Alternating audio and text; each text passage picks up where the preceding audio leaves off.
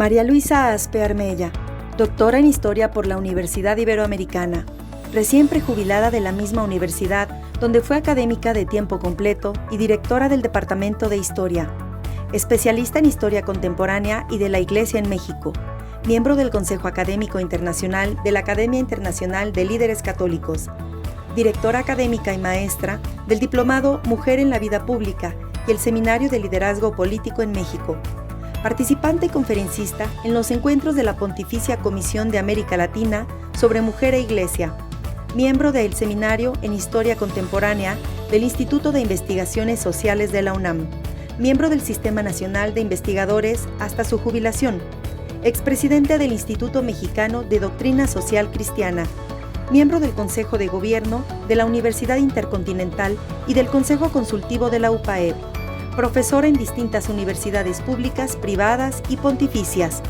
Con ustedes, María Luisa Aspe Armella.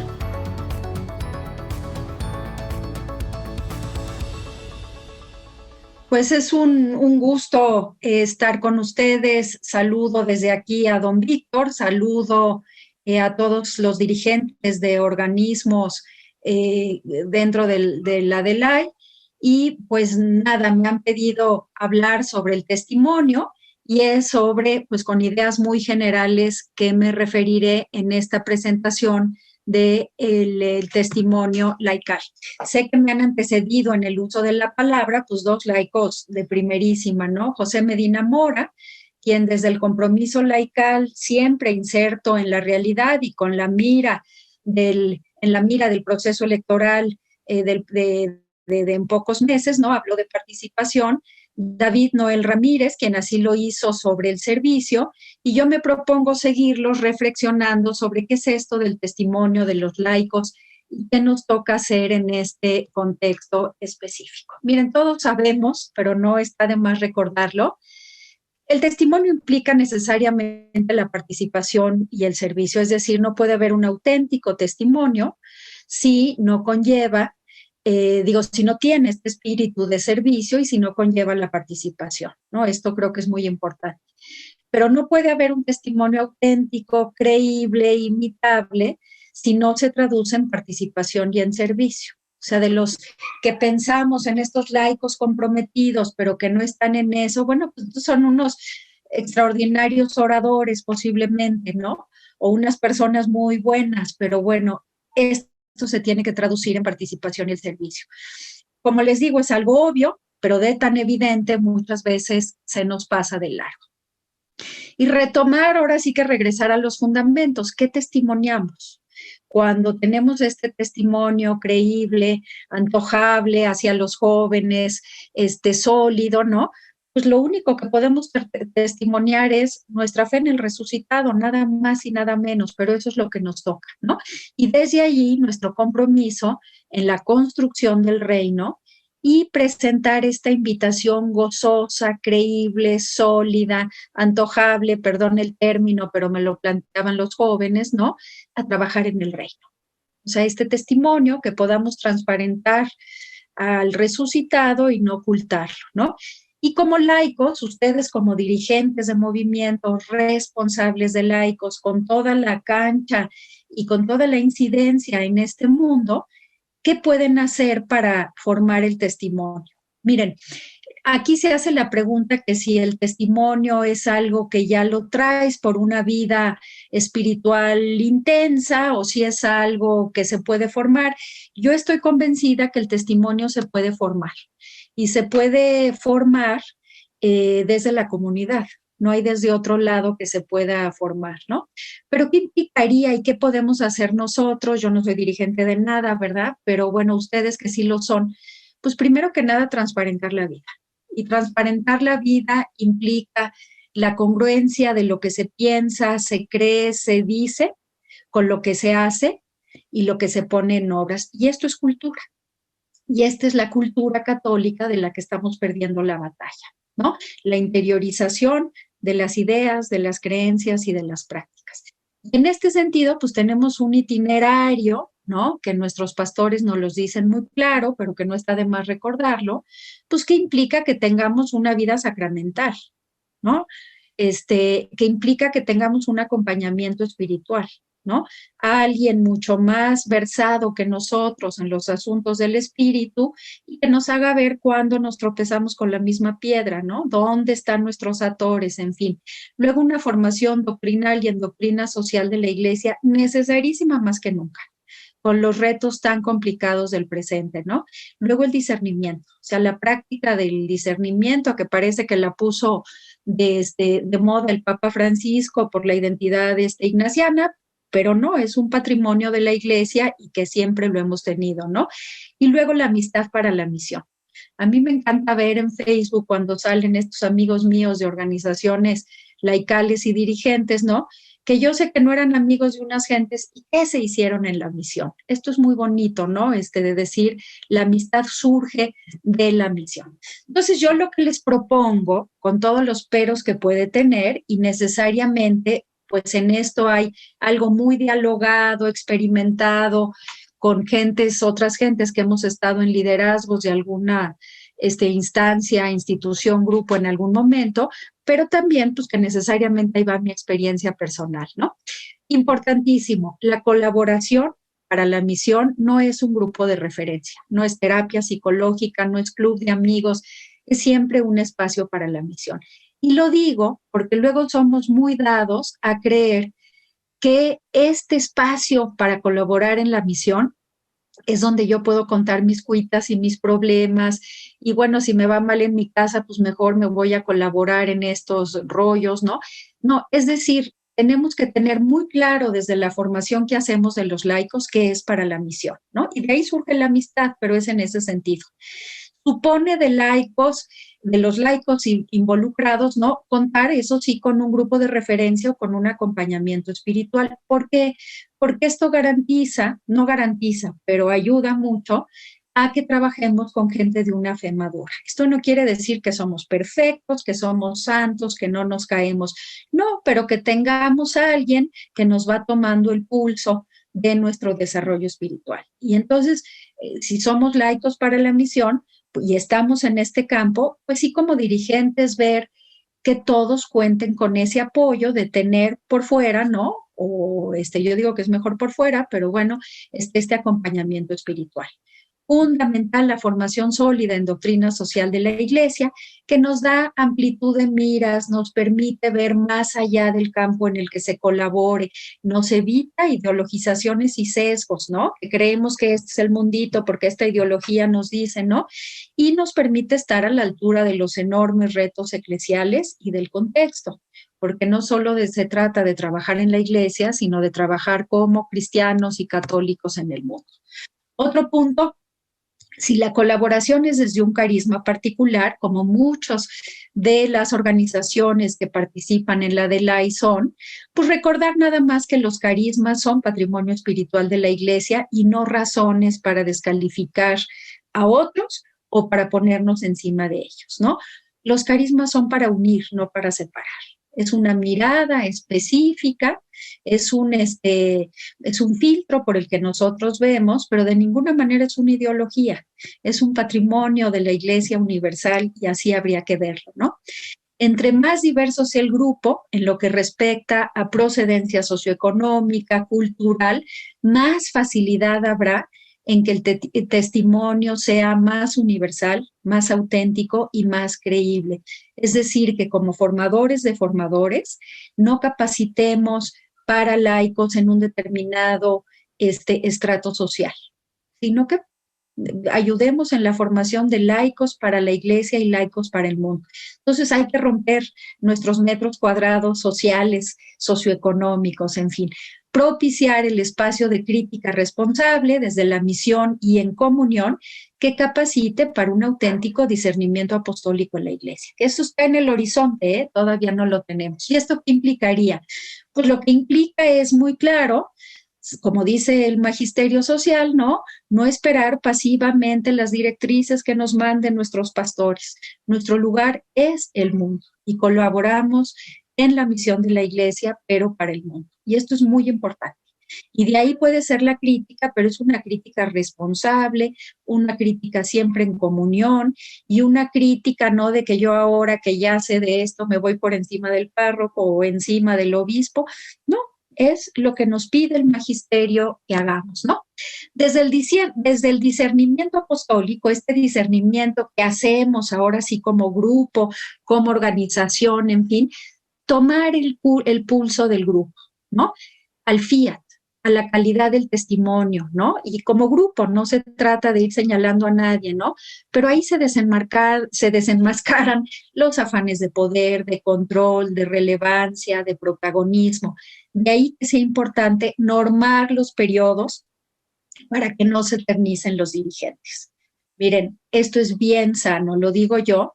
En un mismo momento dejé de ser presidente de Indosoc y de otros organismos y cosas y dije, ay, qué horror, me siento como desnuda y en la orfandad. Fue sanísimo para mi vida interior y fue sanísimo para darme cuenta pues de que uno se acostumbra a mandar y uno se acostumbra a ser referente y uno se acostumbra a muchas cosas que estamos testimoniando nuestra persona y no estamos testimoniando el resucitado. Y se los digo por experiencia personal. Entonces yo creo que es muy importante poder normar esto porque llevamos un gran tesoro en vasijas de barro, ¿no? Que los dirigentes no se despeguen del contacto con la realidad y participen siempre en acciones directas con los más vulnerables. Esto va a ser nuestro testimonio creíble. Es decir, que puedes estar en Roma presentando en la asamblea de la Pontificia Comisión para América Latina, pero puedes estar trabajando en una prelatura pobre, ¿no? O en la diócesis más pobre, en el pueblo más pobre, en una parroquia. Esto es importantísimo, es una iglesia como nos invita el Papa Francisco, pero es la única manera de tener un testimonio creíble, ¿no? Y no perder de vista que nuestro campo de acción es el mundo. Buenos cristianos hacen buenos ciudadanos y esto no nos pasa. La realidad. Este es un segundo ámbito de acción del que quiero hablar. Tenemos como ejemplo insignes testigos que hicieron lo que debían de hacer con la adversidad que les tocó y en el contexto en el que vivieron, enmarcados por él, pero siempre nuestro testimonio, como él fue del profe Anacleto o el que fue de San Juan Diego, nuestro testimonio siempre será contracultural. Miren, en el mundo académico en el que yo me muevo, pues siempre ser católica es un pero importante, es decir, es chafa, ¿no? Entonces te tienes que hacer el doble de esfuerzo para que te tomen en cuenta en un trabajo que realizas, ¿no? ¿Por qué? Porque es contracultural, porque esto no está bien visto y cada uno sabe mejor que yo en otros ámbitos cómo esto sucede, ¿no? Entonces el problema con estos insignes ejemplos, pero que tenemos que traerlos a nuestra realidad, no a responder a la realidad cristera o a la realidad del siglo XVI de San Juan Diego, ¿no? El problema está como dirigentes en tener que hacer frente a los retos enormes que nos plantea este contexto, el cambio de época, la disminución preocupante del catolicismo en México, con unos fieles y un acervo doctrinal de primera comunión, ¿no? Y frecuentemente también con unos laicos acomodados a los tiempos, ¿no? Entonces, en este sentido, pues yo creo que hay algo que hay que verle positivo a la pandemia, digo, es terrible todo, ¿no? Pero es decir, las crisis nos confrontan con lo fundamental y nos damos cuenta de toda esta hojarasca, de todo esto que sale sobrando, ¿no? Entonces, bueno, sabemos que la Iglesia Católica sigue gozando de credibilidad y confianza, o sea, de capital simbólico. Lo hemos visto ahora en la pandemia, que la gente prefiere, si va a dar un donativo, darlo a través de Cáritas que darlo a través de su presidente municipal, ¿no? Pero lo que ya no tiene la iglesia es este testimonio interpersonal. En términos generales, que se puede decir estadísticos, ya no hay este testimonio creíble. ¿Y saben qué? Que podemos decir, bueno, pues es que hay tanto escándalo, hay el testimonio, antitestimonio de algunos obispos. Sí, pero el 99%, la proporción es de 99-1 de laicos, jerarquía, ¿no? Y ahí estoy metiendo a los sacerdotes y a los religiosos, ¿no? Entonces, ¿qué quiere decir esto? Que cuánto de esta situación de que no hay este testimonio interpersonal tiene que ver con que los laicos no hemos hecho nuestra parte.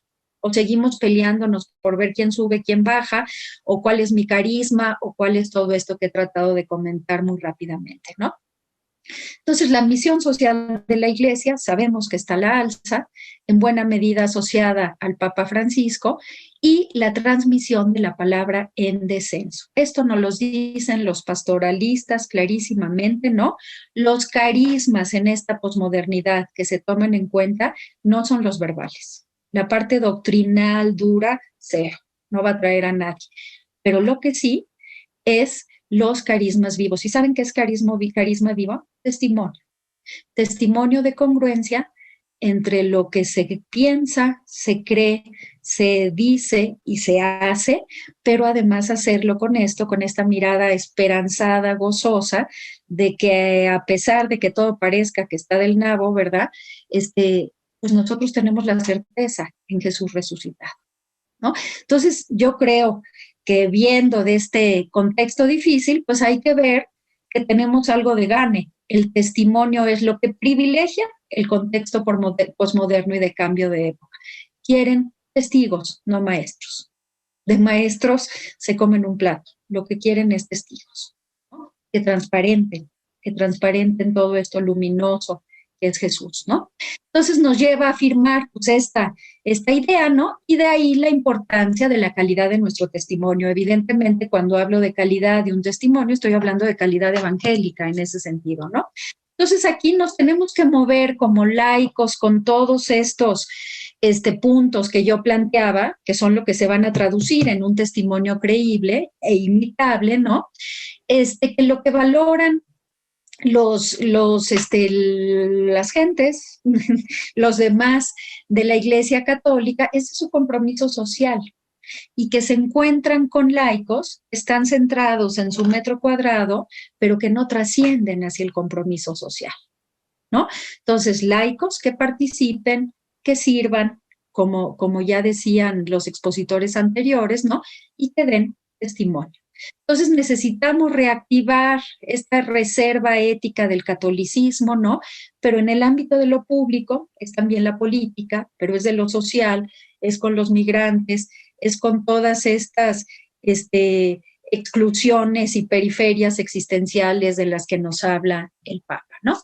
Nada más, y en unos 5 minutos, ¿no? Aquí les dejo, no voy a entrar en detalle, luego les dejo con Blanca y con Denise un documento que preparamos ya más acabado sobre lo que implica para la pastoral y para los católicos los datos preliminares del censo. Les dejo aquí unas gráficas, lo que menos pretendo para hablar de testimonio es hacer algo académico o erudito, mucho menos, ¿no?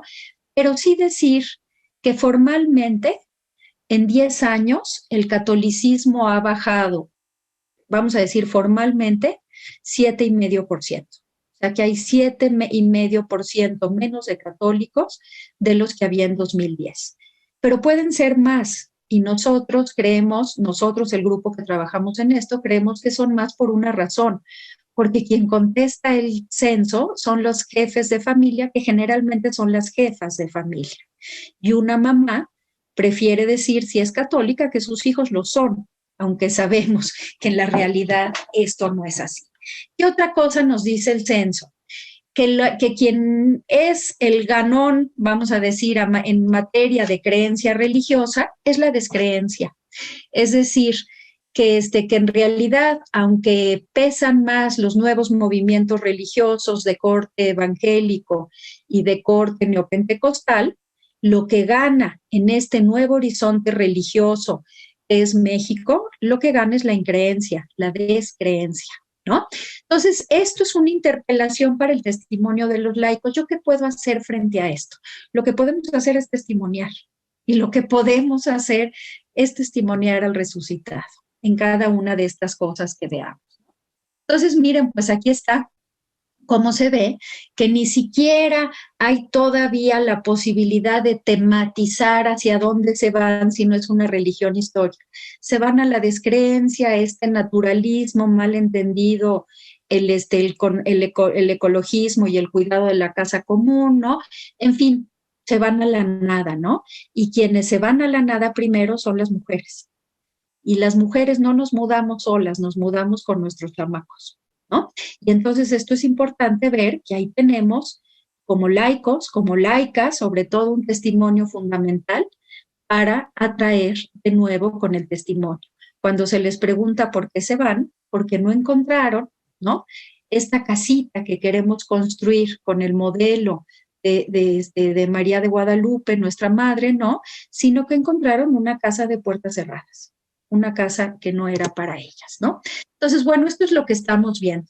Entonces, yo lo que quiero ya para terminar es plantearles dónde nos toca, más complicado que nunca, a los laicos, a ustedes que son dirigentes y que como dirigentes son formadores de formadores, que tienen que estar su inspiración, su liderazgo, su referencia, tiene que estar pues avanzado, no por lo mucho que sepan o lo mucho que hacen, sino por lo que representan, además de lo mucho que hacen y de lo mucho que saben. Entonces, en este sentido, ¿cuál es el contexto donde se establece y se verifica, ahora sí lo que les decía, la tomada del pulso de su testimonio? Es un momento inédito y crucial. No vivimos en el marco de una auténtica libertad religiosa, lo sabemos, ya les hablaron de esto, ¿no? Pero sí vivimos resabios de un jacobinismo trasnochado, de que qué horror lo religioso, y una cosa novedosa, tristemente novedosa, que sí vivimos la instrumentalización de lo religioso. Cómo echamos mano, manoseamos, perdón el término, lo religioso con fines político-electorales, ¿no? Que poco tiene que ver con un testimonio auténticamente cristiano, primero. Segundo, es una crisis múltiple, económica, educativa, de seguridad, una crisis cultural que ya desde Aparecida nos la perfila y nos las perfila bien la Iglesia, ¿no? Enmarcada, pues en esta crisis inmediata, evidente de la pandemia por el COVID-19, ¿no? ¿Qué vamos a hacer como testimonio de laicos, ¿no? Que transparenten al resucitado y que den esperanza, que de todas las carencias es la más importante en este país, ¿qué vamos a hacer cuando salgamos del confinamiento? ¿No? Tercero, una crisis cultural sostenida desde la vuelta del siglo. Ya lo sabemos, donde hay una relativización de la verdad, un desdibujamiento de las instituciones y de las identidades que antes eran sólidas. Pero ahí tenemos que actuar en el mundo como es, no como nos imaginamos que es, ¿no? Católicos no formados, católicos secularizados, o sea, que se rigen por los criterios del mundo y no por los criterios de la fe, ¿no? Divididos, y esta división es gravísima porque no solo es adextra, esta división no es solo fuera de la iglesia, sino es la división de los católicos ad intra, dentro de la iglesia. Yo creo que ahí sí tenemos que hacer un examen de conciencia y poner remedio al asunto si en nuestras organizaciones no hay divisiones por este sentido, ¿no? Entonces, bueno, pues crisis de las democracias, ascensos de los populismos, esto nada más para que vean dónde tiene que estar un testimonio esperanzado, un testimonio informado, un testimonio no ideológico y un testimonio sobre todo, ¿no? Que diga, a pesar de todos los males, a pesar de todos los males, el único que tiene la respuesta es el Señor de la historia. Tenemos que hacer todo, sí, pero tenemos que confiar que Él verá. Y María de Guadalupe, que pues ahora sí que se dio a este pueblo, ¿no? Lo hará. Entonces, si nos atenemos a los datos del último censo y solo nos atenemos a esos, pues ni modo, no tendríamos más que afirmar, como yo dije el sábado en una presentación, que hemos perdido la batalla cultural como católicos. Sí, pero no somos sociólogos, politólogos o historiadores que sabemos mucho, sino lo que somos cristianos católicos que tenemos la fe en el Señor Jesús.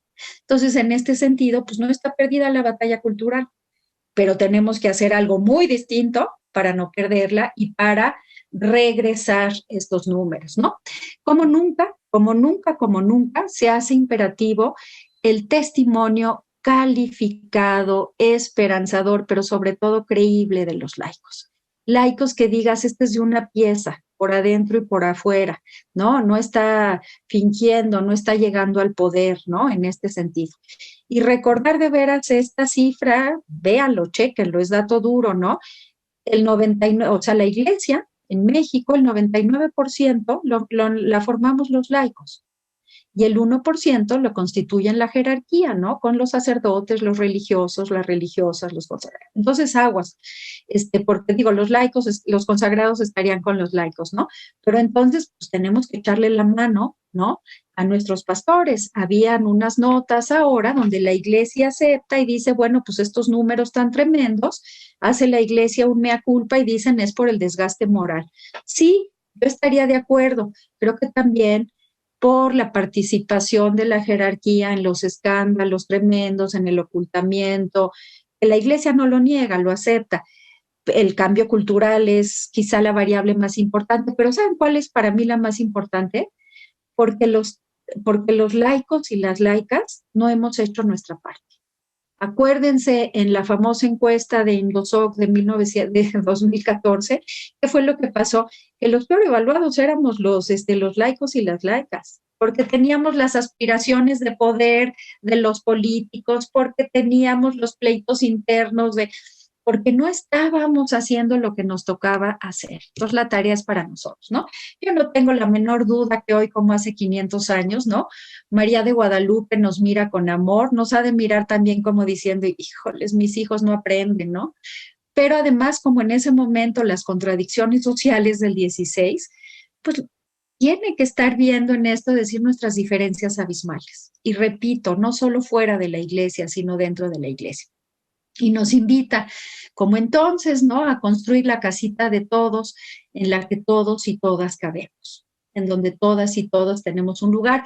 Ya no habrá mujeres que se van con sus chamacos porque no encontraron en la iglesia esa casa a qué referir. Quiero terminar, ¿no? Con una parte de un testimonio que me permito compartir.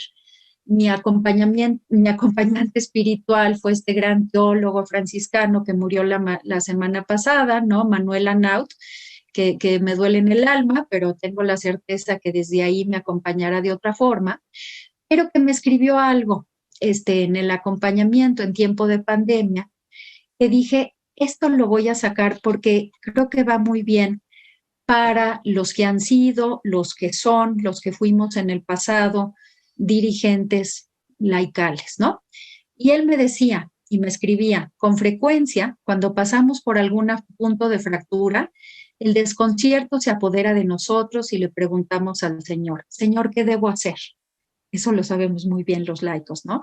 Creemos que esta es la gran pregunta de todo discernimiento. En cierto sentido sí lo es, pero hay otra igualmente decisiva. Señor, ¿qué vas a hacer? Ambas se complementan porque la primera manifiesta la actitud activa de quien está dispuesto a hacer lo que el Señor le vaya mostrando, mientras que la segunda revela la actitud expectativa de quien deja a Dios ser Dios, único dueño de los tiempos y de la historia. La primera pregunta habla de responsabilidad, la segunda de confianza. La primera es propia de una fe adulta, la segunda de la infancia espiritual. Señor, ¿qué debo hacer? Esta es la pregunta que los dirigentes laicales nos hemos hecho y ustedes se hacen que lo son, ¿no? Pensando en nuestro testimonio. Es la pregunta de Pablo en el camino de Damasco, después del porrazo de la caída del caballo, según los recuerdos autobiográficos del apóstol, y la respuesta de Jesús es una invitación a la paciencia confiada y expectante. Entra a Damasco y ahí se te mostrará lo que debes hacer. Y esto va con todo mi cariño para los dirigentes. En ningún sitio está escrito que siempre tengamos que ser protagonistas de la vida. A veces nos toca simplemente ser espectadores. Ustedes están de protagonistas, yo estoy de espectadora.